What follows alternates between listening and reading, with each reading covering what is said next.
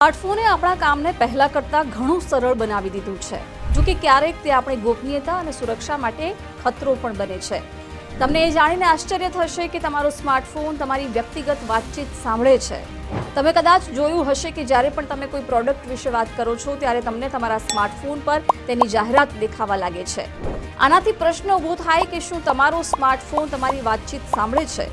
જો એમ હોય તો આપણે તેને કેવી રીતે રોકી શકીએ? એવું શું કરીએ કે જેનાથી તમે આ રોકી શકો છો, એ આજે અમે તમને જણાવવાના છીએ આજના જાણવા જેવુંમાં. નમસ્કાર, હું છું આપની સાથે જિજ્ઞાસા. ઘણી વખત આપણે આપણા સ્માર્ટફોનમાં ઇન્સ્ટોલ કરેલી એપ્સને આપણા કેમેરા, માઇક્રોફોન અને સ્ટોરેજની એક્સેસ આપીએ છીએ. આમ કરીને આ એપ્સ આપણી દરેક પ્રવૃત્તિ પર નજર રાખે છે. તેથી એ ખૂબ મહત્વપૂર્ણ છે કે આપણે આપણા સ્માર્ટફોન પરની એપ્સને ફક્ત જરૂરી પરવાનગીઓ જ આપીએ. આપણે આવી એપ્સને અનિચ્છનીય એક્સેસ આપવાનું ટાળવું જોઈએ. ફોન ઘણીવાર જાસૂસીના હેતુ માટે કેમેરા અને માઇક્રોફોનનો ઉપયોગ કરે છે. તમારા ફોનનો કેમેરો અથવા માઇક્રોફોન બિનજરૂરી રીતે સક્રિય થયેલ છે કે નહીં તે તમે જાણી શકો છો.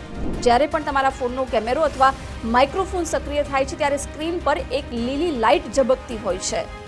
તમારા સ્માર્ટફોન પર ઇન્સ્ટોલ કરેલી એપ્સની પરવાનગીઓનું સંચાલન કરવા માટે ફોનના સેટિંગ્સ મેનુ પર જાઓ. પછી ગોપનીયતા હેઠળ પરવાનગી મેનેજર પર જાઓ અને એપ્લિકેશન પરવાનગીઓનું સંચાલન કરો. અહીં તમે જોશો કે કઈ એપ્સને એક્સેસ આપવામાં આવ્યો છે, જેમ કે માઇક્રોફોન, કેમેરા અને લોકેશન. ગોપનીયતા સુનિશ્ચિત કરવા માટે આપણે ફક્ત એપ્સને જ જરૂરી એક્સેસ આપવા જોઈએ.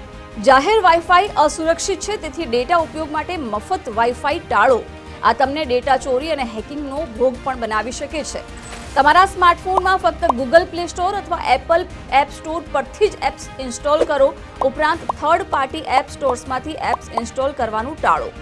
અઠવાડિયામાં એકવાર તમારા સ્માર્ટફોનને રિસ્ટાર્ટ કરો. જો આ બાબતોનું ધ્યાન રાખો છો તો કોઈ પ્રોબ્લેમ નહીં આવે.